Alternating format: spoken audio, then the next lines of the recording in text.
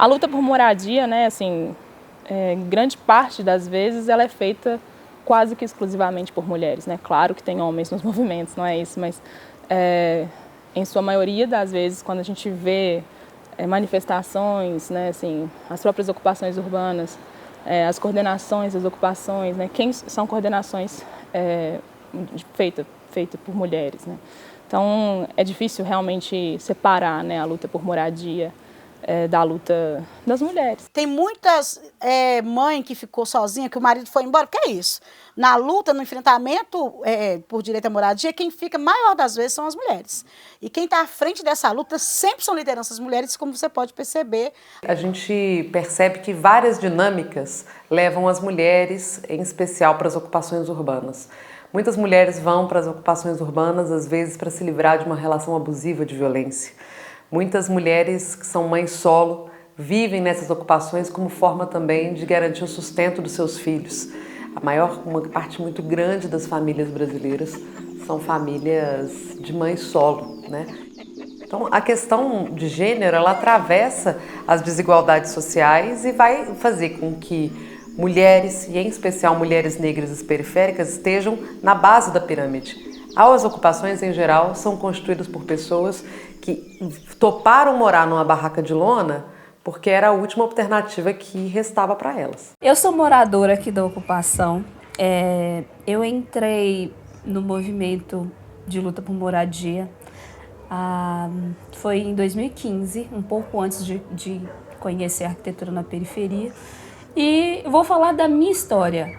Eu entendi essa necessidade primeiramente porque eu queria sair do aluguel, sair de um relacionamento falido e porque porque a casa, geralmente, ela é gerenciada pela mulher. Geralmente é ela que comanda uma família, é ela que fica a maior parte do tempo ali na casa. Então, para além disso, tem a questão dos filhos, né? Tem a questão de todo o entorno, né? Que aí vai para além da casa também, que, sei lá, toda a comunidade por exemplo, escola, posto de saúde, tudo. A mulher vai estar inserida, então acaba que não tem mesmo assim por onde ir.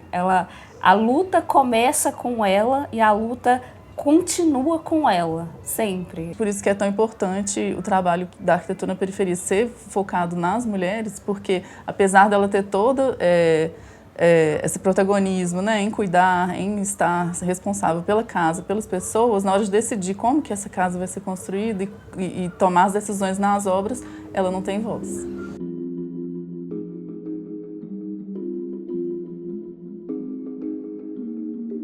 A arquitetura na periferia começou em 2013, quando eu entrei para o mestrado na Escola de Arquitetura da UFMG, e por um incômodo muito grande que eu tinha com a profissão, né, de ver que ela não alcançava simplesmente a maioria das pessoas no Brasil, né? Ela fica muito restrita a pessoas de classes privilegiadas, às grandes obras. Eu desenvolvi um método de assessoria técnica para a melhoria da moradia de mulheres. É um método que a gente vem praticando até hoje, sempre melhorando, né? Mas desde sempre ele é focado em mulheres, melhoria da moradia e atuação com pequenos grupos de mulheres que moram nas periferias e prioritariamente nas ocupações.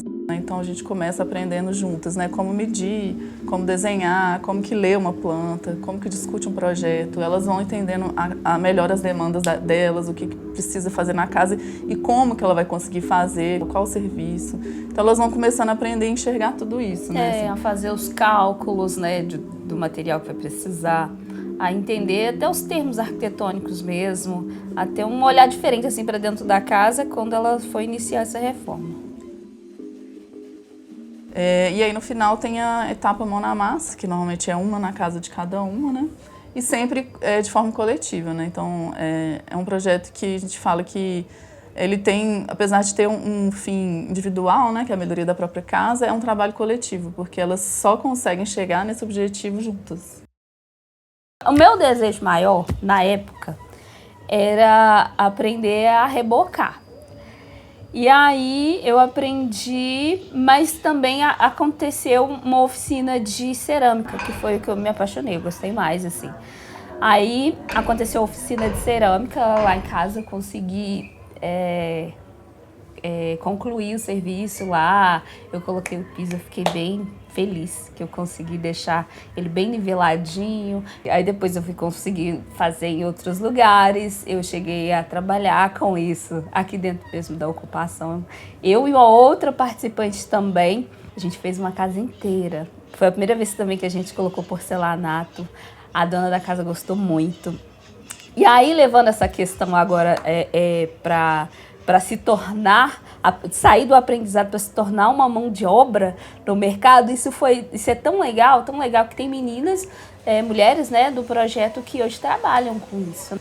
E aí, a partir dessa demanda, né, de mulheres que querem trabalhar, a gente criou um outro braço, né, da Arquitetura na Periferia, que a gente está chamando de Arquitetura na Periferia Capacitações e Obras, que começou no ano passado, que aí já é um projeto focado mesmo em capacitar mulheres para trabalhar na construção civil e capacitar mulheres para serem da nossa equipe também de obras, né?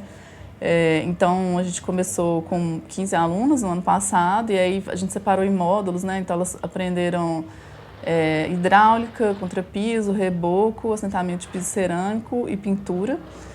E tudo já, elas aprendendo, como a gente sempre fez, né, elas aprendem já fazendo uma melhoria na casa de uma mulher. O projeto ele acontece de forma gratuita para as mulheres, né, participantes, justamente porque a gente tem esse objetivo de alcançar as mulheres que mais precisam, né, que estão às vezes numa situação mais vulnerável. Então sempre elas acessam o projeto de forma gratuita. Então para isso acontecer, a gente tem que arrecadar recursos antes, né? Então, a gente se formalizou em 2018 como uma associação sem fins lucrativos. Então, a partir dessa associação, a gente arrecada recursos, normalmente assim, já planejando o ano que vem. Então, as ações do ano são sempre baseadas naqueles recursos que a gente arrecadou no ano anterior.